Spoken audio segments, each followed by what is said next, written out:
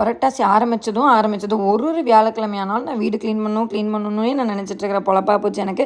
ஏன்னா சனிக்கிழமை விளக்கு போடணும், பெருமாள் கோயிலுக்கு போகணும், அந்த ஸ்டேட்மெண்ட் காலையே கண்டிப்பாக பண்ணிகிட்ருப்பேன். இன்றைக்கும் அப்படி தான் பண்ணிகிட்ருந்தேன். ஏன் மாஸ்க் போட்டிருக்கீங்க அக்கான்னு கேட்காதீங்க, எனக்கு வந்து டஸ்ட் அலர்ஜி இருக்குது. தான் இந்த சட்டியத்தில் இப்படிலாம் வந்து மேலேயே தொடச்சிட்டு இருந்தானே என் தலைமையிலே வந்து விழுகும், அப்புறம் என் மூக்கு மேலே விழுகும். அது அப்படியே எனக்கு வந்து அலர்ஜியாக மாறும். வேணுன்ட்டே பண்ணுறான் தான், வேறு வழி இல்லை, பண்ணி தான் ஆகணும். பிகாஸ் நான் தான் பண்ண சொன்னேன், ஒன்றும் பண்ணுறதுக்குல.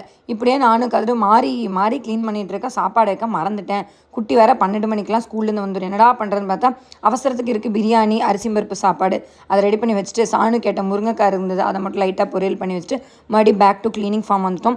எல்லாத்தையும் மேலே எடுத்து வச்சு கூட்டி துடைக்கிறதுக்குள்ளே எனக்கு இடுப்பு பெண்டு நிமிர்ந்துருச்சு.